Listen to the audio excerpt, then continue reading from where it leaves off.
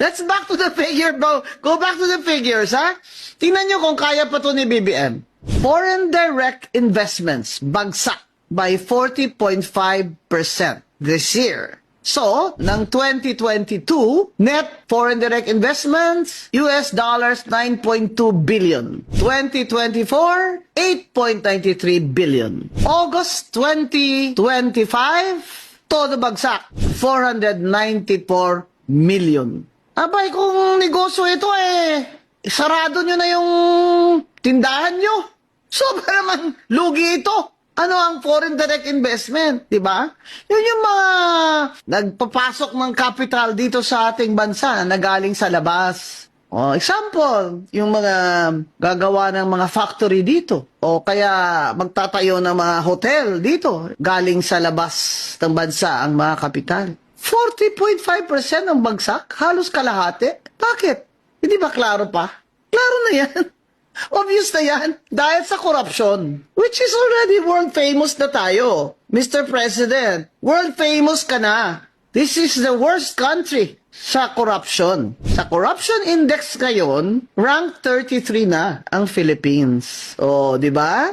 May valedictorian ka talaga, BBM. Rank 33 sa 100 countries, ha? Top 33 sa corruption. Pero hindi lang yun. We are a poor country. We are a poor country, tapos mataas yung corruption, tapos yung mismong gumagawa ng budget natin, which is Congress, yung mismong magnanakaw sa flood control lang.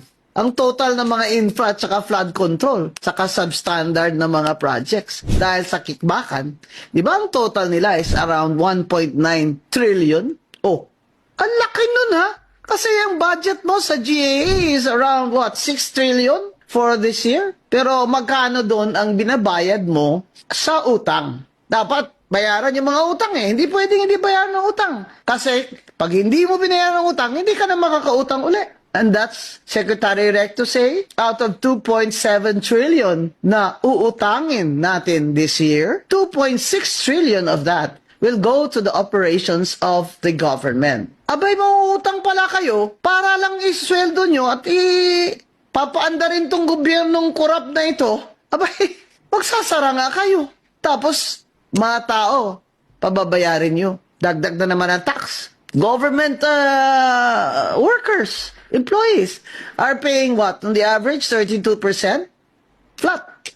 Yung mayayaman, nakaka-cover pa ngayon dahil sa korporasyon nila. Pero, mga government employees, you cannot hide from the 32%.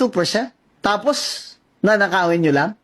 Hindi pa nangyari ito Noon, kikickback din sila.